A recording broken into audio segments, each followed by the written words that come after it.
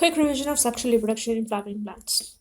ਆਪਾਂ ਲੱਕੀ ਨਹੀਂ ਕਿ ਜਿਹੜੇ plants ਨੇ ਉਹ sexually reproduce ਕਰਦੇ ਆ we are very lucky because due to the fact that plants reproduce sexually because we have flowers because of their sexual reproduction ਠੀਕ ਹੈ ਤੇ ਫਲਾਵਰਸ ਤੋਂ ਸੈਂਸ ਪਰਫਿਊਮਸ ਬਣਦੇ ਆ ਹੋਰ ਵੀ ਕਾਫੀ ਰਿਚ ਕਲਰਸ ਬਣਦੇ ਆ ਫਲਾਵਰ ਸਿਰਫ ਆਪਣੇ ਯੂਜ਼ ਦੇ ਲਈ ਨਹੀਂ ਹੁੰਦੇ ਆਪਣੀ ਸੈਲਫਿਸ਼ਨੈਸ ਲਈ ਨਹੀਂ ਹੁੰਦੇ ਬਟ ਕਿ ਫਲਾਵਰਸ ਜਿਹੜੇ ਆ ਸੈਕਸ਼ੂਅਲ ਰਿਪਰੋਡਕਸ਼ਨ ਬਲਕਿ ਵਾਈਟਲ ਪ੍ਰੋਸੈਸ ਦੇ ਲਈ ਹੁੰਦੇ ਆ ਠੀਕ ਹੈ ਜਿਹੜੇ ਫਲਾਵਰਸ ਨੇ ਉਹਨਾਂ ਦੀ ਉਹ ਵੈਰੀ ਡਾਈਵਰਸ ਸਟਰਕਚਰਸ ਨੇ ਠੀਕ ਹੈ ਅਲੱਗ ਅਲੱਗ ਇਨਫਲੋਰੈਸੈਂਸ ਆਪਾਂ ਨੂੰ ਦੇਖਣ ਨੂੰ ਮਿਲਦੀਆਂ ਨੇ ਫਲਾਵਰਸ ਫਲੋਰਲ ਪਾਰਟਸ ਠੀਕ ਹੈ ਤੇ ਮਤਲਬ much more diversity you can observe ਠੀਕ ਹੈ ਤੇ ਇਹਦੇ ਨਾਲ ਆਪਾਂ ਇਹਦੀ ਇੱਕ ਡਾਈਵਰਸਿਟੀ ਉੱਪਰ ਲੁੱਕ ਲੈ ਕੇ ਆਪਾਂ ਦੇਖ ਸਕਦੇ ਹਾਂ ਕਿ ਕਿੱਦਾਂ ਅਲੱਗ ਅਲੱਗ ਤਰੀਕੇ ਦੇ ਅਡੈਪਟੇਸ਼ਨਸ ਕੀਤੀਆਂ ਨੇ ਫਲਾਵਰਿੰਗ ਪਲਾਂਟਸ ਨੇ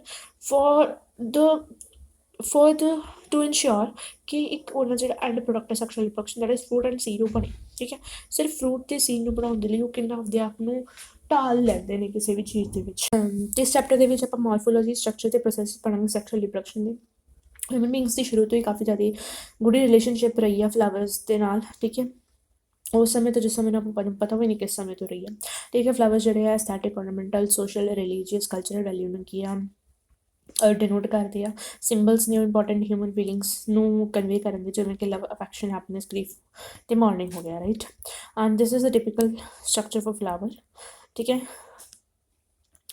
ਜਿਹੜੀ ਆ this is or not it is ovary of flower ਠੀਕ ਹੈ ਅਤੇ ਜਿਹੜਾ ਫਲਾਵਰ ਆ ਉਹ ਇੱਕ ਸਟਾਕ ਦੇ ਨਾਲ ਹੈਲਪ ਦੇ ਨਾਲ ਦਾਣੇ ਦੇ ਨਾਲ ਜੁੜਿਆ ਹੁੰਦਾ ਉਸ ਸਟਾਕ ਨੂੰ ਆਪਾਂ ਕਹਿੰਦੇ ਹਾਂ ਪੈਡੀਸੈਲ ਅਤੇ ਜਿਹੜਾ ਪੈਡੀਸੈਲ ਆ ਉਹ ਅੱਗੇ ਥੈਲਮਸ ਦੇ ਨਾਲ ਜੁੜਿਆ ਹੁੰਦਾ ਠੀਕ ਹੈ ਅਤੇ ਥੈਲਮਸ ਦੇ ਨਾਲ ਬਾਕੀ ਫਲੋਰਲ ਸਟਰਕਚਰਸ ਵੀ ਜੁੜੇ ਹੁੰਦੇ ਨੇ ਜਿਸ ਵਿੱਚ ਥੈਲਮਸ ਅਤੇ ਜਿਹੜੀ ਓਵਰੀ ਆ ਉਹ ਵੀ ਥੈਲਮਸ ਨਾਲ ਜੁੜੀ ਹੋਈ ਆ ਉਹ ਜਿਹੜੇ ਪਿਸਟਲ ਹੁੰਦਾ ਪਿਸਟਲ ਉਹ ਕਾਰਪਲ ਹੁੰਦਾ ਵਾ ਠੀਕ ਹੈ ਉਹਦੇ ਕੋਲ 3 ਸਟਰਕਚਰ ਹੁੰਦੇ ਆ ਇੱਕ ਸਟਿਗਮਾ ਇੱਕ ਸਟਾਈਲ ਅਤੇ ਓਵਰੀ ਠੀਕ ਹੈ ਸਟਿਗਮਾ ਦੇ ਉੱਪਰ ਜਿਹੜਾ ਪੋਲਨ ਦੇ ਨਾਲ ਕੱਢੀ ਕੀਤਾ ਹੈਗਾ ਸਟਾਈਲ ਦੇ ਥਰੂ ਉਹਦੀ ਪੋਲਨ ਦੀ ਜਰਮੀਨੇਸ਼ਨ ਹੁੰਦੀ ਹੈ ਅਤੇ ਓਵਰੀ ਦੇ ਵਿੱਚ ਓਵੀਅਲ ਪ੍ਰੈਜ਼ੈਂਟ ਹੁੰਦੇ ਆ ਜਿਹਦੇ ਵਿੱਚ ਜਿਹੜੀ ਪੋਲਨ ਦੀ ਪ੍ਰੋਟਰੂਡ ਕਰਦੀ ਆ ਐਂਡ ਫਰਟੀਲਾਈਜੇਸ਼ਨ ਹੁੰਦੀ ਆ ਅਤੇ ਸੈਪਲ ਜਿਹੜਾ ਆ ਉਹਨੂੰ ਕਿ ਕੈਲਿਕਸ ਵੀ ਕਿਹਾ ਜਾਂਦਾ ਉਹ ਗ੍ਰੀਨ ਪਾਰਟਸ ਹੁੰਦੇ ਆ ਠੀਕ ਹੈ ਐਂਡ ਜਿਹੜੇ ਅਲੱਗ ਅਲੱਗ ਡਿਫਰੈਂਟ ਕਲਰਸ ਦੇ ਅਟਰੈਕਟਿਵ ਸਟਰਕਚਰਸ ਹੁੰਦੇ ਆ ਠੀਕ ਹੈ ਜਿਨ੍ਹਾਂ ਦੇ ਕੋਲ ਨੈਕਟਰ ਗਲੈਂਡਸ ਵੀ ਹੁੰਦੀਆਂ ਨੇ ਸਪੈਸ਼ਲੀ ਐਂਡ ਕਾਫੀ ਜਿਹੜੇ ਆਪਾਂ ਨੂੰ ਸੈਂਟਸ ਨੇ ਫ੍ਰੈਗਰੈਂਸਿਸ ਨੇ ਉਹ ਇਸੇ ਪਾਰਟ ਤੋਂ ਆਉਂਦੀਆਂ ਨੇ ਰਾਈਟ ਅਤੇ ਉਹ ਪਾਰਟ ਨੂੰ ਆਪਾਂ ਕਹਿੰਦੇ ਹਾਂ ਪੈਟਲ ਠੀਕ ਹੈ ਅਤੇ ਮੇਲ ਪਾਰਟ ਨੂੰ ਕਹਿੰਦੇ ਹਾਂ ਆਪਾਂ ਸਟੇਮਨ ਠੀਕ ਹੈ ਸਟੇਮਨ ਦੇ ਕੋਲ 2 ਪਾਰਟਸ ਹੁੰਦੇ ਆ ਈਥਰ ਅਤੇ ਫਿਲਾਮੈਂਟ ਓਕੇ ਜਿਹੜਾ ਫਿਲਾਮੈਂਟ ਆ ਉਹ ਕੀ ਆ ਮੋਸਟ ਆਫ ਦਾ ਫਲਾਵਰਸ ਦੇ ਵਿੱਚ ਜਿਹੜਾ ਕੀ ਆ ਥੈਲਮਸ ਦੇ ਨਾਲ ਵੀ ਅਟੈਚ ਹੁੰਦਾ but some of the time it could be attached to the petal either and ਉਸ ਕੰਡੀਸ਼ਨ ਨੂੰ ਆਪਾਂ ਕਹਿੰਦੇ ਹਾਂ ਕਿ ਆਪੀ ਪੈਟਲਸ ਐਂਡ ਫਿਲਾਮੈਂਟ ਜਿਹੜਾ tepal or you can say perianth ਦੇ ਨਾਲ ਵੀ ਅਟੈਚ ਹੋ ਸਕਦਾ ਹੈਗਾ ਟੈਪਲ ਜਾਂ ਪੈਰੀਐਂਥ ਉਹ ਸਟਰਕਚਰ ਹੁੰਦਾ ਜਿਹੜਾ ਕਿ ਫੋਰਮ ਹੁੰਦਾ with fusion of petal in this Apple ਠੀਕ ਆ ਅਤੇ ਜੇ ਫਿਲਾਮੈਂਟ ਜਿਹੜਾ ਟੈਪਲ ਨਾਲ ਅਟੈਚ ਹੋਵੇ ਤਾਂ ਉਸ ਕੰਡੀਸ਼ਨ ਨੂੰ ਆਪਾਂ ਕਹਿੰਦੇ ਹਾਂ ਆਪੀ ਫਾਈਲਸ ਕਿ ਫਿਰ ਜਿਹੜੇ ਫਲਾਵਰਸ ਨੇ ਉਹ ਕੀ ਆ ਮੋਰਫੋਲੋਜੀਕਲ ਅਤੇ ਐਂਬਰੀਓਲੋਜੀਕਲ ਮਾਰਵਲਸ ਨੇ ਸੈਕਸ਼ੂਅਲ ਰਿਪਰੋਡਕਸ਼ਨ ਦੀ ਸਾਈਟ ਨੇ ਠੀਕ ਹੈ ਅਤੇ ਵੇਰੀਅਸ ਪਾਰਟਸ ਆਫ ਫਲਾਵਰਸ ਆਪਾਂ ਨੇ ਪਹਿਲਾਂ ਵੀ ਪੜ੍ਹੇ ਹੋਏ ਆ ਅਤੇ ਫਿਗਰ 1.1 ਆਪਾਂ ਆਲਰੇਡੀ ਦੇਖ ਚੁੱਕੇ ਉਹਦੇ ਵਿੱਚ ਵੀ ਸਾਰੇ ਆਪਾਂ ਨੇ ਫਲਾਵਰ ਦੇ ਪਾਰਟਸ ਜਿਹੜੇ ਆ ਉਹ ਦੇਖ ਲਏ ਆ ਠੀਕ ਹੈ ਕੀ ਤੁਸੀਂ 2 ਪਾਰਟਸ ਨੂੰ ਨਾਮ ਕਰ ਸਕਦੇ ਹੋ ਫਲਾਵਰ ਦੇ ਜਿਹੜੇ ਕਿ ਮੋਸਟ ਇੰਪੋਰਟੈਂਟ ਯੂਨਿਟਸ ਨੇ ਸੈਕਸ਼ੂਅਲ ਰਿਪਰੋਡਕਸ਼ਨ ਦੀ ਓਬਵੀਅਸਲੀ ਵੀ ਕੈਨ ਠੀਕ ਹੈ that is pistil and the stamen right pre fertilisation structure and events but before the actual flower is seen on a plant ਜਿਹੜਾ decision already ਲੈ ਚੁੱਕਿਆ ਹੁੰਦਾ ਹੈਗਾ plant ਕਿ ਫਲਾਵਰ ਹੋਊਗਾ ਠੀਕ ਲਾਈਕ ਆਪਾਂ ਨੇ ਕਿਹਾ ਸੀ ਨਾ ਕਿ ਪਲਾਂਟ ਦੇ ਕੋਲ 2 ਮੈਰਿਸਟਮ ਹੁੰਦੇ ਆ ਠੀਕ ਹੈ ਵੈਸੇ ਰਿਲੇਟਡ ਮੈਰਿਸਟਮ ਨਾਲ ਇੱਕ ਸ਼ੂਟ ਐਪੀਕਲ ਮੈਰਿਸਟਮ ਅਤੇ ਰੂਟ ਐਪੀਕਲ ਮੈਰਿਸਟਮ ਦੀ ਆਪਾਂ ਨੇ ਗੱਲ ਕਰੀ ਸੀ ਜਿਹੜਾ ਸ਼ੂਟ ਐਪੀਕਲ ਮੈਰਿਸਟਮ ਆ ਫਲਾਵਰ ਫਾਰਮੇਸ਼ਨ ਦੇ ਵੇਲੇ ਉਹ ਕੀ ਆ ਡਿਫਰੈਂਸ਼ੀਏਟ ਹੋ ਜਾਂਦਾ ਹੈਗਾ ਫਲੋਰਲ ਮੈਰਿਸਟਮ ਦੇ ਵਿੱਚ ਐਂਡ ਜਿਹੜਾ ਫਲੋਰਲ ਮੈਰਿਸਟਮ ਉਹਦੇ ਵਿੱਚ ਕੁਝ ਸਟਰਕਚਰਲ ਅਤੇ ਹਾਰਮੋਨਲ ਚੇਂਜਸ ਹੁੰਦੇ ਹਾਰਮੋਨਲ ਚੇਂਜਸ ਲਾਈਕ ਆਕਸੀਜਨ ਅਤੇ ਇਥਾਈਲਿਨ ਸਿਕ੍ਰੀਟ ਹੁੰਦਾ ਹੈਗਾ ਠੀਕ ਹੈ ਇਸ ਕਰਕੇ ਜਿਹੜੇ ਫਲੋਰਲ ਸਟਰਕਚਰ ਆ ਠੀਕ ਹੈ ਫਲੋਰਲ ਪਾਰਟਸ ਉਹਨਾਂ ਦੀ ਫਾਰਮੇਸ਼ਨ ਜਿਹੜੀ ਆ ਉਹ ਇੰਡਿਊਸ ਹੁੰਦੀ ਆ ਫਿਰ ਫਲਾਵਰ ਬਡ ਜਿਹੜਾ ਆ ਫਾਰਮ ਹੋ ਜਾਂਦਾ ਅਤੇ ਫਲਾਵਰ ਬਡ ਦੀ ਓਪਨਿੰਗ ਹੁੰਦੀ ਆ by the action of the hormone cytokinin right ਅਤੇ ਫਿਰ ਅੱਗੇ ਫਲਾਵਰ ਫਾਰਮ ਹੋ ਜਾਂਦਾ ਹੈਗਾ ਫਲਾਵਰ ਦੇ ਅੰਦਰ ਜਿਹੜੇ ਮੇਲ ਅਤੇ ਫੀਮੇਲ ਰਿਪਰੋਡਕਟਿਵ ਸਟਰਕਚਰ ਹੁੰਦੇ ਆ ਮੇਲ ਰਿਪਰੋਡਕਟਿਵ ਸਟਰਕਚਰ ਜਿਹੜਾ ਐਂਡਰੋਸ਼ੀਅਮ ਅਤੇ ਫੀਮੇਲ ਰਿਪਰੋਡਕਟਿਵ ਸਟਰਕਚਰ ਗਾਇਨੋਸ਼ੀਅਮ ਠੀਕ ਹੈ ਡਿਫਰੈਂਸ਼ੀਏਟ ਹੁੰਦੇ ਆ ਅਤੇ ਰੋਲ ਕਰਦੇ ਆ ਠੀਕ ਹੈ ਜਦੋਂ ਫਲਾਵਰ ਫਾਰਮੇਸ਼ਨ ਵਗੈਰਾ ਹੋਣਗੀ ਠੀਕ ਹੈ you we recollect the androecium consist of a whorl of stamen androecium ਦੇ ਕੋਲ ਕੀ ਹੁੰਦਾ ਵਾਲ ਆਫ ਸਟੇਮਨਸ ਠੀਕ ਹੈ ਐਂਡਰੋਸ਼ੀਅਮ ਕਹਿੰਦੇ ਆ ਅਤੇ ਮੇਲ ਰਿਪਰੋਡਕਟਿਵ ਆਰਗਨ ਨੂੰ ਕੀ ਆ ਰੈਪਰੈਜ਼ੈਂਟ ਕਰਦਾ ਜਿਹੜਾ ਗਾਇਨੋਸ਼ੀਅਮ ਆ ਉਹ ਕੀ ਫੀਮੇਲ ਰਿਪਰੋਡਕਟਿਵ ਆਰਗਨ ਨੂੰ represent करता है and it consists of wall of pistils you can see ठीक है stream of microsporangium and pollen grains figure 1.2 ਆਪਾਂ ਪਹਿਲਾਂ ਦੇਖ ਲੈਂਦੇ ਹਾਂ। ਦਿਸ ਇਜ਼ ਦਾ ਫਿਗਰ 1.2 ਜਿਹਦੇ 'ਚ ਆ ਇੱਕ ਲੌਂਗ ਸਿਲੰਡਰ ਸਟਾਕ ਆ ਗਈ, this is called the filament, and ਉੱਪਰ ਇੱਕ ਬਾਇਲੋਬ ਦੇ ਸਟਰਕਚਰ ਆ ਵਿਚ is called as the anther. ਠੀਕ ਹੈ, ਤੇ ਇੱਥੇ ਐਂਥਰ ਦਾ ਟ੍ਰਾਂਸਵਰਸਲ ਸੈਕਸ਼ਨ ਦਿੱਤਾ ਹੋਇਆ ਆਪਾਂ ਨੂੰ। ਠੀਕ ਹੈ, ਇੱਕ ਲੋਬ ਦੇ ਵਿੱਚ 2 ਥੀਕਾਂ ਨੇ, ਬਟ ਇਸ ਦੇ ਵਿੱਚ ਕੀ ਆ, ਇਹ ਪੋਲਨ ਸੈਕਸ ਬਣ ਚੁੱਕੇ ਆ ਕਿਉਂਕਿ ਇਹਦੇ ਵਿੱਚ ਪੋਲਨ ਗ੍ਰੇਨਸ ਨੇ, ਤੇ ਇੱਥੇ ਲਾਈਨ ਆਫ ਡਿਹਾਇਸੈਂਸ ਵੀ ਜਿਹੜੀ ਆ ਡਿਵੈਲਪ ਹੋ ਚੁੱਕੀ ਆ for the dispersion of the pollen grains from the anther to the stigma. नहीं, for the dispersal, right? Yeah, for the dispersal of the for the dispersal of the pollen grains line of dehiscence ਤੇ develop ਹੋ ਚੁੱਕੀ ਹੈਗੀ। ਇਸ ਕਰਕੇ ਜਿਹੜੇ ਦੋਨੋਂ ਦੇ ਦੋਨੋਂ ਇੱਥੇ ਥੀਕਾਂ ਨੇ, ਠੀਕ ਹੈ, ਇੱਕ ਥੀਕਾ ਜਿਹੜਾ ਹੈ ਇੱਕ ਕਾਰਨਰ ਦੇ ਵਿੱਚ ਪ੍ਰੈਜ਼ੈਂਟ ਹੁੰਦਾ, ਤੇ ਇਹਦੇ ਵਿੱਚ ਦੋਨੋਂ ਥੀਕਾ ਜਿਹੜੇ ਆ ਉਹ ਦੋਨੋਂ ਫਿਊਜ਼ ਹੋ ਚੁੱਕੇ ਆ। ਐਂਡ ਫਸਟ ਦ ਲੇਬਲ ਕੀਤਾ ਟਿਪੀਕਲ ਸਟੇਮਨ, ਤੇ ਦੂਜਾ ਹੈਗੇ 3 ਡਾਇਮੈਂਸ਼ਨਲ ਕੱਟ ਸੈਕਸ਼ਨ ਆਫ ਐਨ ਐਂਥਰ। ਠੀਕ ਆ, ਜਿਹੜੀ ਪ੍ਰੋਕਸੀਮਲ ਲਾਈਨ ਹੁੰਦੀ ਹੈ ਫਿਲਾਮੈਂਟ ਦੀ, ਉਹ ਕੀ ਥੈਲਮਸ ਨਾਲ ਅਟੈਚ ਹੁੰਦੀ ਆ ਜਾਂ ਫਿਰ ਪੈਟਲ ਦੇ ਨਾਲ ਵੀ ਅਟੈਚ ਹੋ ਸਕਦੀ ਹੈ ਕਿਸੇ ਕੇਸ ਦੇ ਵਿੱਚ। ਠੀਕ ਹੈ, ਫਿਗਰ 1.2 ਦੇ ਵਿੱਚ 2 ਪਾਰਟਸ ਨੇ ਇੱਕ ਟਿਪੀਕਲ ਸਟੇਮਨ ਦੇ, ਲੌਂਗ ਤੇ ਸਲੈਂਡਰ, ਲੰਬਾ ਤੇ ਪਤਲਾ ਜਿਹੜਾ ਸਟਾਕ ਆ ਉਹਨੂੰ ਫਿਲਾਮੈਂਟ ਕਿਹਾ ਜਾਂਦਾ, ਤੇ ਟਰਮੀਨਲ ਮਤਲਬ ਜਿਹੜਾ ਬਿਲਕੁਲ ਐਂਡ ਦੇ ਉੱਪਰ ਪ੍ਰੈਜ਼ੈਂਟ ਆ, ਤੇ ਜਨਰਲੀ ਬਾਇਲੋਬਡ। ਠੀਕ ਹੈ, ਜਨਰਲੀ ਬਾਇਲੋਬਡ ਹੁੰਦਾ ਬਟ ਨਾਟ ਆਲਵੇਜ਼ ਬਾਇਲੋਬਡ ਸਟਰਕਚਰ। ਠੀਕ ਹੈ, ਜਿਹਨੂੰ ਕੈਂਥਰ ਕਿਹਾ ਜਾਂਦਾ। ਪ੍ਰੋਕਸੀਮਲ ਐਂਡ ਜਿਹੜਾ ਫਿਲਾਮੈਂਟ ਦਾ ਉਹ ਕਿ ਥੈਲਮਸ ਨਾਲ ਵੀ ਅਟੈਚ ਹੋ ਸਕਦਾ, ਪੈਟਲ ਨਾਲ ਵੀ ਅਟੈਚ ਹੋ ਸਕਦਾ। ਜੇ ਪੈਟਲ ਨਾਲ ਅਟੈਚ ਹੋਊਗਾ ਉਹਨੂੰ ਆਪਾਂ ਕਹਿੰਦੇ ਹੈਪੀ ਪੈਟਲਸ, ਦੀ ਕੰਡੀਸ਼ਨ ਆਪਾਂ ਨੂੰ ਦੇਖਣ ਨੂੰ ਮਿਲਦੀ ਹੈਗੀ ਬ੍ਰਿੰਜਲ ਦੇ ਵਿੱਚ। ਜਿਹੜੇ ਨੰਬਰ ਤੇ ਲੈਂਥ ਆਫ ਸਟੇਮਨ ਆ ਉਹ ਕਿ ਵੇਰੀਏਬਲ ਹੁੰਦੇ ਆ ਅਲੱਗ-ਅਲੱਗ ਫਲਾਵਰਸ ਦੇ ਵਿੱਚ। ਠੀਕ ਹੈ, ਅਲੱਗ-ਅਲੱਗ ਸਪੀਸ਼ੀਜ਼ ਦੇ ਅਲੱਗ-ਅਲੱਗ ਫਲਾਵਰਸ ਦੇ ਵਿੱਚ ਜਿਹੜੇ ਨੰਬਰ ਤੇ ਲੈਂਥ ਹੁੰਦੇ ਸਟੇਮਨ ਦੇ ਉਹ ਵੇਰੀਏਬਲ ਹੁੰਦੇ ਆ। ਠੀਕ ਹੈ, ਕਿਸੇ ਸਟੇਮਨ ਵੱਡੇ ਹੁੰਦੇ ਆ, ਕਿਸੇ ਦੇ ਛੋਟੇ ਹੁੰਦੇ ਆ। ਠੀਕ ਹੈ, ਕਿਸੇ ਦੇ ਵਿੱਚ ਵਿਚਾਲੇ ਹੁੰਦੇ ਆ। If you were to collect the stamen each from 10 flowers, ਠੀਕ ਹੈ, ਜੇ ਤੁਸੀਂ ਸਟੇਮਨ ਕਲੈਕਟ ਕਰੋਗੇ 10 ਫਲਾਵਰ ਦੇ 10 ਫੁੱਲਾਂ 'ਚੋਂ, ਅਤੇ ਉਹਨਾਂ ਨੂੰ ਇੱਕ ਸਲਾਈਡ ਦੇ ਉੱਪਰ ਅਰੇਂਜ ਕਰੋਗੇ। ਠੀਕ ਹੈ, ਤਾਂ ਤੁਹਾਨੂੰ ਇੱਕ ਬਹੁਤ ਜ਼ਿਆਦਾ ਵੇਰੀਏਸ਼ਨ ਦੇਖਣ ਨੂੰ ਮਿਲੇਗੀ ਸਾਈਜ਼ ਦੇ ਵਿੱਚ। ਠੀਕ ਹੈ, ਮਤਲਬ ਕਿਸੇ ਦੇ ਕਾਫੀ ਵੱਡੇ ਹੋਣਗੇ, ਕਿਸੇ ਦੇ ਕਾਫੀ ਛੋਟੇ ਹੋਣਗੇ। ਠੀਕ ਹੈ, ਅਲੱਗ-ਅਲੱਗ ਸਾਈਜ਼ ਦੇ ਸਟੇਮਨ ਹੋਣਗੇ ਸਾਰੇ ਅਲੱਗ-ਅਲੱਗ ਸਪੀਸ਼ੀਜ਼ ਦੀ। ਠੀਕ ਹੈ, careful observation of each stamen under dissecting microscope and make the diagrams with illustrate the range in shape.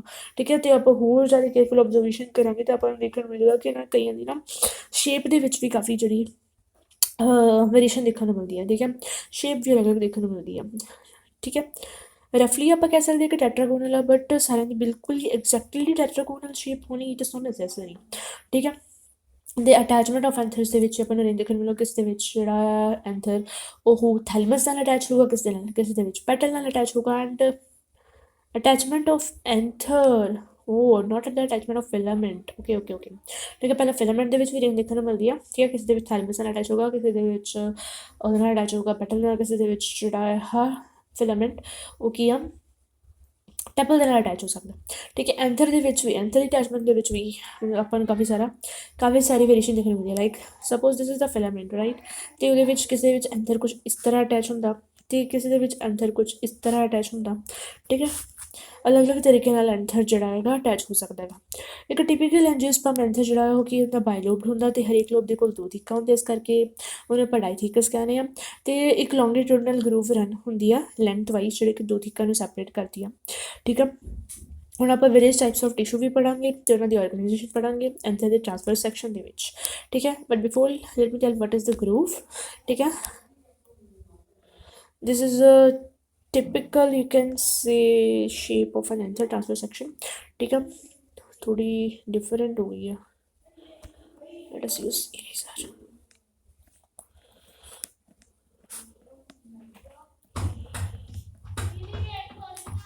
पहले लड़ लो।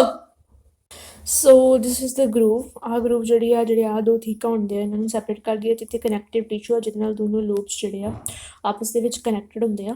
ਠੀਕ ਹੈ, ਅਤੇ ਇੱਥੇ 2 ਥੀਕਾਂ ਪ੍ਰੈਜ਼ੈਂਟ ਹੁੰਦੇ ਆ। ਸੋ ਦੇ ਆ 4 ਥੀਕਾਂ ਐਟ ਆਲ। ਠੀਕ ਹੈ, ਅਤੇ ਇੱਕ ਲੋਬ ਦੇ ਵਿੱਚ ਆਹ ਇੱਕ ਲੋਬ ਆ। ਠੀਕ ਹੈ, ਦਿਸ ਆਲ ਇਟ ਇਜ਼ 1 ਲੋਬ। ਠੀਕ ਹੈ, ਇੱਕ ਲੋਬ ਦੇ ਵਿੱਚ 2 ਥੀਕਾਂ, ਇਸ ਕਰਕੇ ਡਾਈਥੀਕਸ ਕਹਿੰਦੇ ਆ। ਬਟ ਓਵਰਆਲ ਜਿਹੜੇ 4 ਸਪੋਰੈਂਜੀਆ ਨੇ, ਇਸ ਕਰਕੇ ਟੈਟਰਾਸਪੋਰੈਂਜੀਏਟ ਸਟਰਕਚਰ ਹੁੰਦਾ ਜਿਹੜਾ ਅੰਦਰ ਹੁੰਦਾ, ਰਾਈਟ। ਅਤੇ ਵੇਰੀਅਸ ਟਾਈਪਸ ਆਫ ਟਿਸ਼ੂ ਆਪਾਂ ਦੇਖਣੇ ਹੀ ਆ। ਠੀਕ ਹੈ, ਐਪੀਡਰਮਿਸ, ਐਨਾਥੀਸੀਅਮ ਐਂਡ ਆਲ। ਠੀਕ ਹੈ, ਅਤੇ ਉਹਨਾਂ ਦੀ ਅਰੇਂਜਮੈਂਟ ਠੀਕ ਆ ਟ੍ਰਾਂਸਫਰਸ ਸੈਕਸ਼ਨ ਦੇ ਵਿੱਚ we all have to see the bilobed nature of an anther is very distinct in the transverse section of the anther. ਠੀਕ ਆ, ਬਾਇਲੋਬਡ ਨੇਚਰ ਕੀ ਆ ਟ੍ਰਾਂਸਫਰ ਸੈਕਸ਼ਨ ਦੇ ਵਿੱਚ ਵੈਰੀ ਡਿਸਟਿੰਕਟ ਆ, ਮਤਲਬ ਆਪਾਂ 2 ਲੋਬਸ ਨੂੰ ਬਹੁਤ ਅਲੱਗ-ਅਲੱਗ ਦੇਖ ਸਕਦੇ ਹਾਂ, ਹੈ ਨਾ, ਚੰਗੀ ਤਰ੍ਹਾਂ ਓਬਜ਼ਰਵ ਕਰ ਸਕਦੇ ਕਿ ਹਾਂ ਇੱਕ ਲੋਬ ਆ, ਇੱਕ ਦੂਜੀ ਲੋਬ ਆ। ਠੀਕ ਹੈ, ਟ੍ਰਾਂਸਫਰ ਸੈਕਸ਼ਨ ਦੇ ਵਿੱਚ। ਠੀਕ ਹੈ, ਜਿਹੜਾ ਐਂਥਰ ਹੁੰਦਾ ਉਹ 4 ਸਾਈਡਡ ਹੁੰਦਾ, ਮਤਲਬ ਟੈਟਰਾਗੋਨਲ ਸਟਰਕਚਰ ਹੁੰਦਾ ਜਿਹਦੇ ਕੋਲ 4 ਮਾਈਕਰੋਸਪੋਰੈਂਜੀਆ ਹੁੰਦੇ ਆ, ਅਤੇ ਜਿਹੜੇ ਕਿ 4 ਕੋਰਨਰਸ ਦੇ ਵਿੱਚ ਪ੍ਰੈਜ਼ੈਂਟ ਹੁੰਦੇ ਆ, ਤੇ 2 ਮਾਈਕਰੋਸਪੋਰੈਂਜੀਆ ਇੱਕ ਲੋਬ ਦੇ ਵਿੱਚ। ਮਾਈਕਰੋਸਪੋਰੈਂਜੀਆ ਜਿਹੜੇ ਆ ਫਰਦਰ ਪੋਲਨ ਸੈਕਸ ਦੇ ਵਿੱਚ ਡਿਵੈਲਪ ਹੋ ਜਾਂਦੇ ਆ ਜਦੋਂ ਜਿਹੜੇ ਮਾਈਕਰੋਸਪੋਰਸ ਨੇ ਉਹ ਪੋਲਨ ਗ੍ਰੇਨਸ ਦੇ ਵਿੱਚ ਡਿਵੈਲਪ ਹੋ ਜਾਂਦੇ ਆ। ਅਤੇ ਜਿਹੜੇ ਮਾਈਕਰੋਸਪੋਰੈਂਜੀਆ ਨੇ ਅਗੇਨ ਸਿਰਫ ਜਿਹੜੇ ਪੋਲਨ ਸੈਕਸ ਨੇ ਉਹ ਕੀ ਆ throughout the length of the lobe longitudinally extend ਕਰਦੇ ਆ। ਠੀਕ ਹੈ, suppose this is the lobe, ਉਹਦੇ ਅੰਦਰ ਸ਼ੁਰੂ ਤੋਂ ਲੈ ਕੇ ਐਂਡ ਤੱਕ ਆਹ ਕੀ ਹੋਣਗੇ ਇੱਥੇ ਪੋਲਨ ਸੈਕਸ ਹੋਣਗੇ। ਠੀਕ ਆ, ਅਤੇ ਉਹਦੇ ਅੰਦਰ ਕੀ ਹੋਣਗੇ ਪੋਲਨ ਗ੍ਰੈਨਸ ਹੋਣਗੇ। ਸਟਰਕਚਰ ਆਫ ਮਾਈਕਰੋਸਪੋਰੈਂਜੀਅਮ ਟ੍ਰਾਂਸਫਰ ਸੈਕਸ਼ਨ ਦੇ ਵਿੱਚ ਜਿਹੜਾ ਮਾਈਕਰੋਸਪੋਰੈਂਜੀਅਮ ਆ ਉਹ ਨੀਅਰਲੀ ਸਰਕੂਲਰ ਹੁੰਦਾ ਗਾ। ਮਾਈਕਰੋਸਪੋਰੈਂਜੀਅਮ ਨਾਟ ਦ ਐਂਥਰ। ਠੀਕ ਹੈ, ਜਨਰਲੀ 4 ਵੋਲ ਲੇਅਰਸ ਨਾਲ ਸਰਾਊਂਡਡ ਹੁੰਦਾ, ਐਪੀਡਰਮਿਸ, ਐਂਡੋਥੀਸੀਅਮ, ਮਿਡਲ ਲੇਅਰ ਅਤੇ ਟਿਪਟਮ। ਜਿਹੜੀ ਆਊਟਰ 3 ਵੋਲ ਲੇਅਰਸ ਹੁੰਦੀਆਂ ਨੇ ਉਹ ਕੀ ਆ ਪ੍ਰੋਟੈਕਸ਼ਨ ਦਾ ਕੰਮ ਕਰਦੀਆਂ ਨੇ। ਆਊਟਰ 3 ਵੋਲ ਲੇਅਰਸ ਕਿਹੜੀਆਂ ਐਪੀਡਰਮਿਸ, ਐਂਡੋਥੀਸੀਅਮ ਅਤੇ ਮਿਡਲ ਲੇਅਰਸ। ਠੀਕ ਹੈ, ਉਹਨਾਂ ਦਾ ਕੰਮ ਹੁੰਦਾ ਪ੍ਰੋਟੈਕਸ਼ਨ ਦਾ, ਅਤੇ ਉਹ ਡਿਹਾਇਸੈਂਸ ਦੇ ਵਿੱਚ ਹੈਲਪ ਕਰਦੀਆਂ ਨੇ। ਮਤਲਬ ਜਦੋਂ ਪੋਲਨਸ ਜਿਹੜੇ ਆ ਮੈਚੋਰ ਹੋ ਜਾਂਦੇ ਆ ਤਾਂ ਉਹਨਾਂ ਨੂੰ ਮਤਲਬ ਬਾਹਰ ਵੀ ਤਾਂ ਕੱਢਣਾ ਹੁੰਦਾ ਐਂਥਰ ਤੋਂ, ਤਾਂ ਉਦੋਂ। ਠੀਕ ਹੈ, ਅਤੇ ਜਿਹੜੀ ਇਨਮੋਸਟ ਵੋਲ ਲੇਅਰ ਹੈ ਦੈਟ ਇਜ਼ ਦ ਟਿਪਟਮ, ਉਹਦਾ ਕੰਮ ਹੁੰਦਾ ਗਾ ਨਰਿਸ਼ਮੈਂਟ ਦਾ। ਠੀਕ ਹੈ, ਨਰਿਸ਼ਿਸ ਦਾ ਡਿਵੈਲਪਿੰਗ ਪੋਲਨ ਗ੍ਰੇਨਸ। ਜਿਹੜੇ ਸੈਲਸ ਹੁੰਦੇ ਆ ਟਿਪਟਮ ਦੇ ਉਹਨਾਂ ਦੇ ਕੋਲ ਡੈਂਸ ਸਾਈਟੋਪਲਾਜ਼ਮ ਹੁੰਦਾ। ਵਾਈ? ਬਿਕੋਜ਼ ਉਹਨਾਂ ਦਾ ਕੰਮ ਹੀ ਨਰਿਸ਼ਮੈਂਟ ਦਾ, ਅਤੇ ਉਹਨਾਂ ਦੇ ਕੋਲ ਇੱਕ ਤੋਂ ਵੱਧ ਨਿਊਕਲੀਅਸ ਹੁੰਦੇ ਆ। ਵਾਈ? ਬਿਕੋਜ਼ ਉਹਨਾਂ ਦਾ ਕੰਮ ਨਰਿਸ਼ਮੈਂਟ ਦਾ। ਠੀਕ ਹੈ, ਜਿੰਨੇ ਵੱਧ ਨਿਊਕਲੀਅਸ ਹੋਣਗੇ ਉਹਨੇ ਨਿਊਕਲੀਓਲਾਈ ਵੱਧ ਹੋਣਗੇ, ਜਿੰਨੇ ਨਿਊਕਲੀਓਲਾਈ ਵੱਧ ਹੋਣਗੇ ਉਹਨੇ ਅੱਗੇ ਅੱਗੇ ਯੂ ਕੈਨ ਸੇ ਪ੍ਰੋਟੀਨਸ ਵੱਧ ਪ੍ਰੋਡਿਊਸ ਹੋਣਗੇ। ਠੀਕ ਹੈ, ਅਤੇ ਬਾਈ ਨਿਊਕਲੀਅਰ ਕਿੱਦਾਂ ਬਣੇ ਟਿਪਟਲ ਸੈੱਲ? ਬਿਕੋਜ਼ ਉਹਨਾਂ ਦੇ ਵਿੱਚ ਜਿਹੜੀ ਆ ਕੈਰੋਕਾਈਨੇਸਿਸ ਹੋ ਗਈ ਬਟ ਸਾਈਟੋਕਾਈਨੇਸਿਸ ਨਹੀਂ ਹੋਈ। ਜਦੋਂ ਅੰਦਰ ਯੰਗ ਹੁੰਦਾ ਗਾ ਤਾਂ ਇੱਕ ਗਰੁੱਪ ਹੁੰਦਾ ਕੰਪੈਕਟਲੀ ਅਰੇਂਜ ਹੋਮੋਜੀਨੀਅਸ ਸੈਲਸ ਦਾ, ਜਿਹਨੂੰ ਕਿ ਆਪਾਂ ਸਪੋਰੋਜੀਨੀਅਸ ਟਿਸ਼ੂ ਕਹਿੰਦੇ ਆ। ਉਹ ਕੀ ਆ ਮਾਈਕਰੋਸਪੋਰੈਂਜੀਅਮ ਦੇ ਸੈਂਟਰ ਨੂੰ ਕੀ ਆ ਓਕੂਪਾਈ ਕਰਦਾ, ਹਰੇਕ ਮਾਈਕਰੋਸਪੋਰੈਂਜੀਅਮ ਦੇ ਸੈਂਟਰ ਨੂੰ। ਬਟ ਫਿਰ ਜਦੋਂ ਐਂਥਰ ਵੱਡਾ ਹੁੰਦਾ ਤਾਂ ਫਿਰ ਸਪੋਰੋਜੀਨੀਅਸ ਟਿਸ਼ੂ ਜਿਹੜਾ ਰਿਪਲੇਸ ਹੋ ਜਾਂਦਾ ਗਾ ਮਾਈਕਰੋਸਪੋਰਸ ਦੇ ਨਾਲ। ਵਾਈ? ਬਿਕੋਜ਼ ਜਿਹੜੇ ਸਪੋਰੋਜੀਨੀਅਸ ਟਿਸ਼ੂ ਦੇ ਸੈਲਸ ਹੁੰਦੇ ਆ, ਠੀਕ ਹੈ, ਉਹ ਮਾਈਕਰੋਸਪੋਰ ਮਦਰ ਸੈਲ ਇੰਟਰੈਕਟ ਕਰਦੇ ਆ ਐਂਡ ਈਚ ਡਿਵਾਈਡਸ ਇਨਟੂ 4 ਮਾਈਕਰੋਸਪੋਰਸ ਬਾਈ ਮੀਓਸਿਸ। ਠੀਕ ਹੈ, ਹੁਣ ਆਪਾਂ ਗੱਲ ਕਰਦੇ ਹਾਂ ਮਾਈਕਰੋਸਪੋਰੋਜੈਨੇਸਿਸ ਦੀ। ਜਿਵੇਂ ਜਿਵੇਂ ਐਂਥਰ ਡਿਵੈਲਪ ਕਰਦਾ ਜਿਹੜੇ ਸੈਲਸ ਹੁੰਦੇ ਸਪੋਰੋਜੀਨੀਅਸ ਟਿਸ਼ੂ ਦੇ ਉਹ ਮਿਓਟਿਕ ਡਿਵੀਜ਼ਨਸ ਅੰਡਰਗੋ ਕਰਦੇ ਅਤੇ ਮਾਈਕਰੋਸਪੋਰ ਟੈਟਰਾਇਡਸ ਬਣਾਉਂਦੇ ਆ। ਠੀਕ ਹੈ, ਸੈਲ ਟੈਟਰਾਇਡ ਦੇ ਸੈਲਸ ਦੀ ਕੀ ਪ੍ਰਾਇਓਰੀ? Obviously it would be haploid, because ਜਿਹੜਾ ਸਪੋਰੋਜੀਨੀਅਸ ਟਿਸ਼ੂ ਦੇ ਸੈਲਸ ਜਿਹੜੇ ਹੁੰਦੇ ਉਹ ਡਿਪਲਾਇਡ ਹੁੰਦੇ ਆ, ਤਾਂ ਉਹ ਮੀਓਸਿਸ ਕਰਕੇ ਮਾਈਕਰੋਸਪੋਰ ਟੈਟਰਾਇਡ ਬਣਾ ਰਹੇ ਆ, ਤਾਂ ਫਿਰ ਉਹਨਾਂ ਦੀ ਹੈਪਲੋਇਡ ਓਬਵੀਅਸਲੀ ਕੀ ਹੋਣੀ ਚਾਹੀਦੀ ਆ? ਹੈਪਲੋਇਡ ਹੀ ਹੋਣੀ ਚਾਹੀਦੀ ਆ। And we have here some figures with us. this is a typical you can say transfer section of a typical anther। ਠੀਕ ਹੈ, ਸਭ ਤੋਂ ਬਾਹਰਲੀ ਲੇਅਰ ਹੁੰਦੀ ਐਪੀਡਰਮਿਸ, ਉਹਦੇ ਬਾਅਦ ਅੰਦਰ ਹੁੰਦੀ ਐਂਡੋਥੀਸੀਅਮ, ਫਿਰ ਉਹਦੇ ਬਾਅਦ ਹੁੰਦੀਆਂ ਨੇ ਅੰਦਰ ਮਿਡਲ ਲੇਅਰਸ। ਠੀਕ ਹੈ, ਅਤੇ ਇਹ ਜਿਹੜੀਆਂ ਤਿੰਨੋਂ ਲੇਅਰਸ ਹੁੰਦੀਆਂ ਨੇ ਇਹਨਾਂ ਦਾ ਕੰਮ ਹੁੰਦਾ ਹੈਗਾ ਪ੍ਰੋਟੈਕਸ਼ਨ ਅਤੇ ਡਿਹਾਇਸੈਂਸ ਦਾ। ਅਤੇ ਉਹਦੇ ਬਾਅਦ ਸਭ ਤੋਂ ਅੰਦਰਲੀ ਲੇਅਰ ਹੁੰਦੀ ਹੈਗੀ ਟਿਪਟਮ। ਜਿਹੜੀਆਂ ਬਾਹਰਲੀਆਂ ਤਿੰਨ ਲੇਅਰਸ ਹੁੰਦੀਆਂ ਨੇ ਦੈਟ ਇਜ਼ ਐਪੀਡਰਮਿਸ, ਐਂਡੋਥੀਸੀਅਮ ਅਤੇ ਸਪੋਰੋਜੀਨੀਅਸ ਅਤੇ ਮਿਡਲ ਲੇਅਰਸ। ਠੀਕ ਹੈ, ਉਹ ਕੀ ਆ ਕਾਮਨ ਹੁੰਦੀਆਂ ਨੇ ਸਾਰੇ ਮਾਈਕਰੋਸਪੋਰੈਂਜੀਆ ਦੀਆਂ, ਬਟ ਹਰ ਇੱਕ ਮਾਈਕਰੋਸਪੋਰੈਂਜੀਅਮ ਦੇ ਕੋਲ ਆਪਦਾ ਇੰਡੀਵਿਜੂਅਲ ਟਿਪਟਮ ਹੁੰਦਾ ਗਾ। ਟਿਪਟਮ ਜਿਹੜਾ ਉਹਦਾ ਨਰਿਸ਼ਮੈਂਟ ਦਾ ਕੰਮ ਹੁੰਦਾ ਗਾ ਅਤੇ 2 ਲੋਬਸ ਨੂੰ ਕਨੈਕਟ ਕਰਦਾ ਹੈਗਾ ਕਨੈਕਟਿਵ ਟਿਸ਼ੂ। ਠੀਕ ਹੈ, ਐਂਡ ਇੱਥੇ ਆਪਾਂ ਨੂੰ ਐਨਲਾਰਜ ਕਰਕੇ ਦਿੱਤਾ ਹੋਏਗਾ ਹਰ ਇੱਕ ਉਹਦਾ ਮਾਈਕਰੋਸਪੋਰੈਂਜੀਅਮ ਦਾ ਜਿਹੜਾ ਸਟਰਕਚਰ ਆ। ਠੀਕ ਹੈ, ਸਭ ਤੋਂ ਬਾਹਰਲੀ ਲੇਅਰ ਹੁੰਦੀ ਹੈਗੀ ਐਪੀਡਰਮਿਸ। ਠੀਕ ਹੈ, ਉਹਦੇ ਸੈਲਸ ਥੋੜ੍ਹੇ ਪਤਲੇ ਹੁੰਦੇ ਆ ਅਤੇ ਐਂਡੋਥੀਸੀਅਮ ਦੇ ਥੋੜ੍ਹੇ ਮੋਟੇ ਸੈਲਸ ਹੁੰਦੇ ਆ। ਠੀਕ ਹੈ, ਸੈਕਿੰਡ ਐਪੀਡਰਮਿਸ ਦੇ ਅੰਦਰ ਐਂਡੋਥੀਸੀਅਮ ਹੁੰਦਾ। ਉਹਦੇ ਬਾਅਦ 2-3 ਮਿਡਲ ਲੇਅਰਸ ਆਉਂਦੀਆਂ ਨੇ। ਤਿੰਨਾਂ ਲੇਅਰਸ ਦਾ ਕੰਮ ਹੁੰਦਾ ਪ੍ਰੋਡਕਸ਼ਨ ਦਾ ਅਤੇ ਡਿਹਾਇਸੈਂਸ ਦਾ। ਅਤੇ ਉਹਦੇ ਬਾਅਦ ਹੁੰਦਾ ਹੈਗਾ ਟਿਪਟਮ ਦਾ ਡੈਂਸ ਸਾਈਟੋਪਲਾਜ਼ਮ ਹੁੰਦਾ। ਇਸੇ ਕਰਕੇ ਇਹਨੂੰ ਤੁਸੀਂ ਦੇਖ ਸਕਦੇ ਹੋ ਕੁਝ ਇਸ ਤਰ੍ਹਾਂ ਬਣਾਇਆ ਗਿਆ ਹੈਗਾ ਹੈ ਨਾ, ਡੈਂਸ ਸਾਈਟੋਪਲਾਜ਼ਮ ਹੋਣ ਕਰਕੇ ਇਹਦੇ ਵਿੱਚ ਇੱਦਾਂ ਭਿੰਨ ਲਾਏ ਗਏ ਆ। ਐਂਡ ਇਟ ਇਜ਼ ਬਾਈਨਿਊਕਲੀਏਟ ਔਰ ਸਮਟਾਈਮਸ ਮਲਟੀਨਿਊਕਲੀਏਟ ਯੂ ਕੈਨ ਸੇ। ਅਤੇ ਉਹਦੇ ਅੰਦਰ ਪ੍ਰੈਜ਼ੈਂਟ ਹੁੰਦੇ ਨੇ ਮਾਈਕਰੋਸਪੋਰ ਮਦਰ ਸੈਲਸ। ਠੀਕ ਹੈ, ਸਾਰੇ ਦੇ ਸਾਰੇ ਜਿਹੜੇ ਮਾਈਕਰੋਸਪੋਰ ਮਦਰ ਸੈਲਸ ਨੇ ਉਹ ਮੀਓਸਿਸ ਕਰਨਗੇ, ਮਿਓਟਿਕਲੀ ਡਿਵਾਈਡ ਕਰਨਗੇ and they will form microspore tetrad which will develop into microspores when the callose sugar is degraded by the calicin and published by the tiptum। ਅਤੇ ਇਹ ਉਦੋਂ ਦਾ ਸੀਨ ਆ ਜਦੋਂ ਜਿਹੜੇ ਪੋਲਨ ਗ੍ਰੇਨਸ ਨੇ ਉਹ ਫੁੱਲੀ ਡਿਵੈਲਪ ਹੋ ਗਏ ਅਤੇ ਉਹਨਾਂ ਨੇ ਐਂਥਰ ਤੋਂ ਬਾਹਰ ਨਿਕਲਣਾ, ਦੇ ਵਾਂਟ ਫਰੀडम।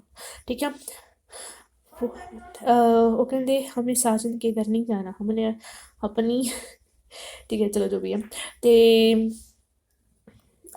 ਉੱਧਰ ਫਿਰ ਇੱਧਰੋਂ ਡਿਸਪਰਸ ਹੋ ਜਾਣਗੇ, ਇੱਥੇ ਡਿਹਾਇਸੈਂਸ ਹੋ ਜਾਂਦੀ, ਇੱਥੇ ਡੀਹਾਈਡਰੇਸ਼ਨ ਹੁੰਦੀ ਆ, ਉਸੇ ਕਰਕੇ ਜਿਹੜੇ ਇੱਥੇ ਡਿਟੈਚਮੈਂਟ ਹੋ ਜਾਂਦੀ ਹੈ ਸੈਲਸ ਦੀ, ਅਤੇ ਉਸੇ ਕਰਕੇ ਇੱਥੇ ਲਾਈਨ ਆਫ ਡਿਹਾਇਸੈਂਸ ਜਿਹੜੀ ਉਹ ਬਣਦੀ ਆ। ਠੀਕ ਹੈ, ਅਤੇ ਜਦੋਂ ਡਿਹਾਇਸੈਂਸ ਹੋਣਗੀ ਉਦੋਂ ਜਿਹੜੇ ਦੋਨੋਂ ਇੱਕ ਲੋਬ ਦੇ ਜਿਹੜੇ ਸਪੋਰੈਂਜੀਆ ਹੁੰਦੇ ਆ ਉਹ ਕੀ ਆ ਸੈਪਰੇਟ ਕਰ ਜਾਂਦੇ ਆ। ਦਿਸ ਇਜ਼ ਦ ਗਰੁੱਪ ਜਿਹੜੇ ਕਿ ਆ ਸਪੋਰੈਂਜੀਆ ਨੂੰ ਜਿਹੜੀ ਆ ਸੈਪਰੇਟ ਕਰ ਰਹੀ ਹੁੰਦੀ ਆ।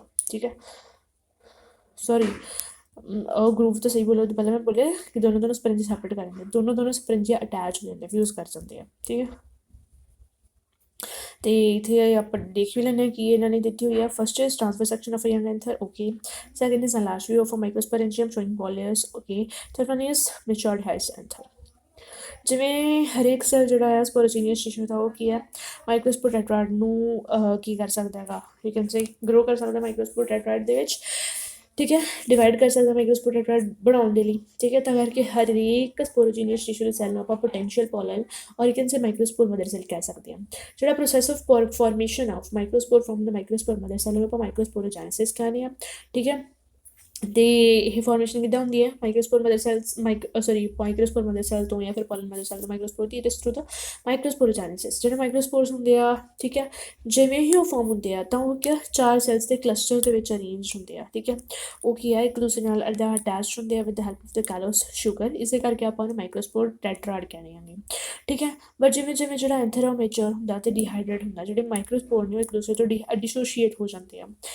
ਡਿਸੋਸ਼ੀਏਟ ਕਿਉਂ ਹੁੰਦੇ ਆ, ਕਿਉਂਕਿ ਜਿਹੜੀ ਟੇਪਟਮ ਹੁੰਦੀ ਆ, ਠੀਕ ਹੈ, ਉਹ ਕੈਲਸ ਐਂਜ਼ਾਈਮ ਬਣਾਉਂਦੀ ਹੈ ਅਤੇ ਉਹਦੀ ਐਕਸ਼ਨ ਨਾਲ ਜਿਹੜੀ ਕੈਲਸ ਸ਼ੂਗਰ ਆ ਉਹ ਡਿਗਰੇਡ ਹੋ ਜਾਂਦੀ ਹੈ। ਇਸੇ ਕਰਕੇ ਜਿਹੜੇ ਮਾਈਕਰੋਸਪੋਰਸ ਨੇ ਉਹ ਡਿਸੋਸ਼ੀਏਟ ਹੋ ਜਾਂਦੇ ਆ ਅਤੇ ਮਾਈਕਰੋਸਪੋਰਸ ਜਿਹੜਾ with the development of the anther ਉਹ ਕੀ ਆ ਪੋਲਨ ਗ੍ਰੇਨਸ ਦੇ ਵਿੱਚ ਡਿਵੈਲਪ ਕਰਦੇ ਹੈਗੇ। ਹਰ ਇੱਕ ਮਾਈਕਰੋਸਪੋਰ ਐਂਜ਼ਾਈਮ ਦੇ ਅੰਦਰ ਹਜ਼ਾਰਾਂ ਹੀ ਮਾਈਕਰੋਸਪੋਰ ਜਾਂ ਪੋਲਨ ਗ੍ਰੇਨਸ ਪ੍ਰੈਜ਼ੈਂਟ ਹੁੰਦੇ ਆ, ਜਿਹੜੇ ਕਿ ਐਂਥਰ ਦੀ ਜਿਹੜੀ ਹਾਈਸੈਂਸ ਦੇ ਉੱਪਰ ਰਿਲੀਜ਼ ਹੁੰਦੇ ਆ। ਹੁਣ ਆਪਾਂ ਗੱਲ ਕਰਦੇ ਹਾਂ ਪੋਲਨ ਗ੍ਰੇਨਸ ਦੀ। ਜਿਹੜੇ ਪੋਲਨ ਗ੍ਰੇਨਸ ਹੁੰਦੇ ਆ ਉਹ ਮੇਲ ਗੈਮੀਟੋਫਾਈਟ ਨੂੰ ਰਿਪਰੈਜ਼ੈਂਟ ਕਰਦੇ ਆ। ਜੇ ਤੁਸੀਂ ਕਿਸੇ ਵੀ ਹਿਬਿਸਕਸ ਦਾ, ਕਿਸੇ ਵੀ ਫਲਾਵਰ ਦਾ ਜਿਹੜਾ ਓਪਨ ਐਂਥਰ ਉਹਨੂੰ ਅਟੈਚ ਕਰੋਗੇ ਤਾਂ ਤੁਹਾਡੀ ਉਂਗਲਾਂ ਦੇ ਉੱਪਰ ਤੁਹਾਨੂੰ ਇੱਕ ਡੈਪੋਜੀਸ਼ਨ ਦੇਖਣ ਨੂੰ ਮਿਲੇਗੀ। ਸਪੈਸ਼ਲੀ ਜੇ ਤੁਸੀਂ ਹਿਬਿਸਕਸ ਦਾ ਅਟੈਚ ਕਰੋਗੇ ਤਾਂ ਤੁਹਾਡੇ ਉਂਗਲਾਂ ਦੇ ਉੱਪਰ ਤੁਹਾਨੂੰ ਇੱਕ ਯੈਲੋਇਸ਼ ਡੈਪੋਜੀਸ਼ਨ ਦੇਖਣ ਨੂੰ ਮਿਲੇਗੀ, ਠੀਕ ਹੈ।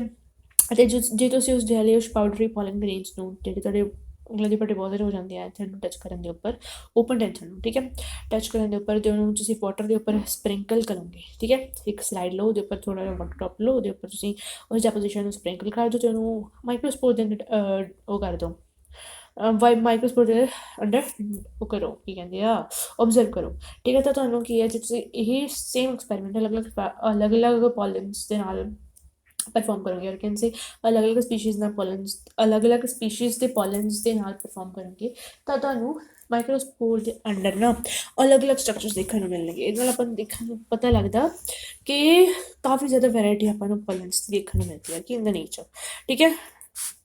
ਅਲੱਗ-ਅਲੱਗ ਸਾਈਜ਼ ਦੀ, ਸ਼ੇਪਸ, ਕਲਰਸ ਅਤੇ ਡਿਜ਼ਾਈਨਸ ਦੇ ਜਿਹੜੇ ਪੋਲਨਸ ਨੇ ਉਹ ਪਾਏ ਜਾਂਦੇ ਨੇ, ਠੀਕ ਹੈ। seen on the pollen grains from the different species. Pollen grains are generally spherical. Generally pollen grains spherical ਹੁੰਦੇ ਆ ਅਤੇ ਇਹਨਾਂ ਦਾ ਸਾਈਜ਼ 25 to 50 ਮਾਈਕਰੋਮੀਟਰ ਹੁੰਦਾ। ਯਾਦ ਰੱਖਣਾ ਕਿ 25 to 50 ਮਾਈਕਰੋਮੀਟਰ ਹੁੰਦਾ ਹੈਗਾ ਸਾਈਜ਼ ਇਨ ਡਾਇਆਮੀਟਰ, ਰੇਡੀਅਸ ਦੇ ਵਿੱਚ ਨਹੀਂ ਜਾਂ ਸਰਕਮਫਰੈਂਸ ਦੇ ਵਿੱਚ ਨਹੀਂ, ਇਟ ਇਜ਼ ਇਨ ਡਾਇਆਮੀਟਰ, ਠੀਕ ਹੈ। ਡਾਇਆਮੀਟਰ ਦੇ ਵਿੱਚ 25 to 50 ਮਾਈਕਰੋਮੀਟਰ ਚੌੜੇ ਹੁੰਦੇ ਆ ਜਿਹੜੇ ਪੋਲਨ ਗ੍ਰੇਨਸ ਹੁੰਦੇ ਆ, ਠੀਕ ਹੈ। ਅਤੇ ਪ੍ਰੋਮੀਨੈਂਟ 2 ਲੇਅਰਡ ਵਾਲ ਹੁੰਦੀ ਆ, ਜਿਹੜੀ ਆਊਟਰ ਲੇਅਰ ਹੁੰਦੀ ਆ ਉਹ ਹਾਰਡ ਲੇਅਰ ਹੁੰਦੀ ਆ, ਰਿਜਡ ਹੁੰਦੀ ਆ, because it is made of very ਮਤਲਬ ਸਟਰੋਂਗ ਔਰਗੈਨਿਕ ਮਟੀਰੀਅਲ, ਜਿਹਨੂੰ ਕਿ ਆਪਾਂ ਸਪੋਰੋਪੋਲਿਨ ਕਹਿੰਦੇ ਹਾਂ। ਸਪੋਰੋਪੋਲਿਨ ਕੀ ਆ, it is one of the most resistant organic materials present ਹੁੰਦਾ, ਠੀਕ ਹੈ। ਉਹਨੂੰ ਕੋਈ ਵੀ ਐਨਜ਼ਾਈਮ, ਕੋਈ ਵੀ ਐਸਿਡ, ਕੋਈ ਵੀ ਬੇਸ, ਕੁਝ ਵੀ ਉਹਨੂੰ ਕਿਹੜਾ ਆ ਡਿਗਰੇਡ ਨਹੀਂ ਕਰ ਸਕਦਾ ਸਪੋਰੋਪੋਲਿਨ, ਠੀਕ ਹੈ। ਅਤੇ ਜਿਹੜੀ ਐਗਜ਼ਾਈਮ ਹੁੰਦੀ ਉਹ ਡਿਸਕੰਟੀਨਿਊਸ ਹੁੰਦੀ ਆ ਕਿਉਂਕਿ ਉਹਦੇ ਵਿੱਚ ਜਰਮ ਪੋਰਸ ਪ੍ਰੈਜ਼ੈਂਟ ਹੁੰਦੀਆਂ ਨੇ। ਜਰਮ ਪੋਰਸ ਕਿਉਂ ਪ੍ਰੈਜ਼ੈਂਟ ਹੁੰਦੀਆਂ ਨੇ, ਜਦ ਕਿ ਹੁਣ ਆਪਾਂ ਨੂੰ ਪਤਾ ਕਿ ਐਗਜ਼ਾਈਮ ਨੂੰ ਕੁਝ ਵੀ ਡਿਗਰੇਡ ਨਹੀਂ ਕਰ ਸਕਦਾ, ਤਾਂ ਐਗਜ਼ਾਈਮ ਜਿਹੜੀ ਆ ਆਊਟਰ ਲੇਅਰ ਹੈਗੀ ਪੋਲਨ ਦੀ, ਹੈ ਨਾ, ਅਤੇ ਉਹਦੇ ਅੰਦਰ ਕੀ ਆ ਪੋਲਨ ਪ੍ਰੈਜ਼ੈਂਟ ਹੋਊਗਾ। ਪਰ ਜਦੋਂ ਸਟਿਗਮਾ ਦੇ ਉੱਪਰ ਜਦੋਂ ਪੋਲਨ ਜਾਊਗਾ ਤਾਂ ਉਹਦੇ ਵਿੱਚੋਂ ਪੋਲਨ ਟਿਊਬ ਵੀ ਤਾਂ ਨਿਕਲਣੀ ਆ, ਠੀਕ ਹੈ। ਅਤੇ ਪੋਲਨ ਟਿਊਬ ਨੂੰ ਨਿਕਲਣ ਲਈ ਕੋਈ ਜਗ੍ਹਾ ਤਾਂ ਚਾਹੀਦੀ ਹੋਊਗੀ। ਹੁਣ ਉਹ ਸੀਨਾ ਫਾੜ ਕੇ ਤਾਂ ਸਪੋਰੋਪੋਲਿਨ 'ਤੇ ਜਾ ਨਹੀਂ ਸਕਦੀ ਕਿਉਂਕਿ ਸਪੋਰੋਪੋਲਿਨ ਇਹਨੂੰ ਕੋਈ ਚੀਜ਼ ਡਿਗਰੇਡ ਤਾਂ ਕਰ ਨਹੀਂ ਸਕਦੀ, ਇਸ ਕਰਕੇ ਉਹਦੇ ਵਿੱਚ ਪਹਿਲਾਂ ਹੀ ਛੇਦ ਪ੍ਰੈਜ਼ੈਂਟ ਹੁੰਦਾ ਸਪੋਰੋਪੋਲਿਨ ਦੇ ਵਿੱਚ, ਠੀਕ ਹੈ, ਐਗਜ਼ਾਈਮ ਲੇਅਰ ਦੇ ਵਿੱਚ, ਠੀਕ ਹੈ। ਹਾਰਡ ਆਊਟਰ ਲੇਅਰ ਨੂੰ ਆਪਾਂ ਐਗਜ਼ਾਈਮ ਕਹਿੰਦੇ ਹਾਂ, ਜਿਹੜੀ ਕਿ ਸਪੋਰੋਪੋਲਿਨ ਦੀ ਬਣੀ ਹੁੰਦੀ ਆ, ਅਤੇ ਜਿਹੜਾ ਇਹ ਮੋਸਟ ਰੈਜ਼ਿਸਟੈਂਟ ਔਰਗੈਨਿਕ ਮਟੀਰੀਅਲ ਆ ਜਿਹੜਾ ਕਿ ਪਾਇਆ ਜਾਂਦਾ ਹੈਗਾ, ਠੀਕ ਹੈ। ਇਹ ਹਾਈ ਟੈਂਪਰੇਚਰ ਵਿੱਚ ਸਟੈਂਡ ਕਰ ਸਕਦਾ, ਸਟਰੋਂਗ ਐਸਿਡ, ਸਟਰੋਂਗ ਐਲਕਲੀ, ਸਾਰਿਆਂ ਦੇ ਐਕਸ਼ਨ ਵਿੱਚ ਸਟੈਂਡ ਕਰ ਸਕਦਾ, ਰੈਜ਼ਿਸਟ ਕਰ ਸਕਦਾ, ਸਾਰਿਆਂ ਦੇ ਕੁਝ ਵੀ ਇਹਦੇ ਉੱਪਰ ਪਾ ਦਿਓ ਇਹਨੂੰ ਕੁਝ ਨਹੀਂ ਹੋਣਾ, ਠੀਕ ਹੈ। ਕੋਈ ਵੀ ਐਨਜ਼ਾਈਮ ਇਹੋ ਜਿਹਾ ਨਹੀਂ ਲੱਭਿਆ ਗਿਆ ਜਿਹੜਾ ਕਿ ਸਪੋਰੋਪੋਲਿਨ ਨੂੰ ਡਿਗਰੇਡ ਕਰ ਸਕੇ। ਪੋਲਨ ਗ੍ਰੇਨ ਦਾ ਜਿਹੜੀ ਐਗਜ਼ਾਈਮ ਹੈ ਉਹਦੇ ਕੋਲ ਪ੍ਰੋਮੀਨੈਂਟ ਅਪਰਚਰਸ ਹੁੰਦੇ ਆ, ਮਤਲਬ ਓਬਜ਼ਰਵੇਬਲ ਅਪਰਚਰਸ ਹੁੰਦੇ ਆ, ਜਿਹਨਾਂ ਕਿ ਆਪਾਂ ਜਰਮ ਪੋਰਸ ਕਹਿੰਦੇ ਹਾਂ। ਅਤੇ ਉੱਥੇ ਕੀ ਹੁੰਦਾ, ਜਿਹੜਾ ਸਪੋਰੋਪੋਲਿਨ ਇਹਨਾਂ ਜਰਮ ਪੋਰਸ ਦੇ ਉੱਪਰ ਐਬਸੈਂਟ ਹੁੰਦਾ ਹੈਗਾ, ਠੀਕ ਹੈ। ਪੋਲਨ ਗ੍ਰੇਨਸ ਜਿਹੜੇ ਆ ਵੈਲ ਪ੍ਰੀਜ਼ਰਵ ਵੈਲ ਪ੍ਰੀਜ਼ਰਵਡ ਆਪਾਂ ਕਰ ਸਕਦੇ ਹਾਂ as fossils because of the presence of the sporopollenin. ਠੀਕ ਹੈ, ਫੋਸਿਲਸ ਦੇ ਤੌਰ 'ਤੇ ਉਹਨਾਂ ਨੂੰ ਵੈਲ ਪ੍ਰੀਜ਼ਰਵ, ਠੀਕ ਹੈ, ਚੰਗੀ ਤਰ੍ਹਾਂ ਪ੍ਰੀਜ਼ਰਵ ਕਰਕੇ ਰੱਖਿਆ ਜਾ ਸਕਦਾ ਕਿਉਂਕਿ ਉਹਨਾਂ ਕੋਲ ਸਪੋਰੋਪੋਲਿਨ ਹੁੰਦੀ ਹੈ, ਉਹ ਕਾਫੀ ਸਾਲਾਂ ਤੱਕ ਇੱਦਾਂ ਹੀ ਰਹਿ ਸਕਦੀ ਹੈ, ਹੈ ਨਾ। ਜਿੰਦਾ ਤਾਂ ਨਹੀਂ ਰਹਿ ਸਕਦੀ ਹੈ ਨਾ, ਕਿਉਂਕਿ ਉਹਨਾਂ ਨੂੰ ਜਿੰਦਾ ਰਹਿਣ ਦੇ ਲਈ ਕੁਝ ਨਾ ਕੁਝ ਤਾਂ ਖਾਣਾ ਚਾਹੀਦਾ ਹੋਊਗਾ ਨਾ, ਬਟ ਸਪੋਰੋਪੋਲਿਨ ਦੀ ਪ੍ਰੈਜ਼ੈਂਸ ਕਰਕੇ ਉਹ ਇੱਦਾਂ ਹੀ ਐਜ਼ ਸੱਚ ਉਹ ਐਗਜ਼ਿਸਟ ਕਰ ਸਕਦੇ ਆ। ਠੀਕ ਆ, ਜਿਹੜੀ ਡਿਜ਼ਾਈਨ ਹੁੰਦੀ ਹੈ ਉਹਦੇ ਕੋਲ ਫੈਸੀਨੇਟਿੰਗ ਐਰੇ ਹੁੰਦਾ ਹੈਗਾ ਪੈਟਰਨ ਦਾ, ਡਿਜ਼ਾਈਨ ਦਾ, ਜਿਵੇਂ ਕਿ ਤੁਸੀਂ ਉੱਪਰ ਵਾਲੀਆਂ ਫੋਟੋਜ਼ ਦੇ ਵਿੱਚ ਵੀ ਦੇਖ ਸਕਦੇ ਹੋ, ਅਲੱਗ ਅਲੱਗ ਪੈਟਰਨਸ ਡਿਜ਼ਾਈਨ ਆਪਾਂ ਨੂੰ ਦੇਖਣ ਨੂੰ ਮਿਲ ਰਹੇ ਨੇ।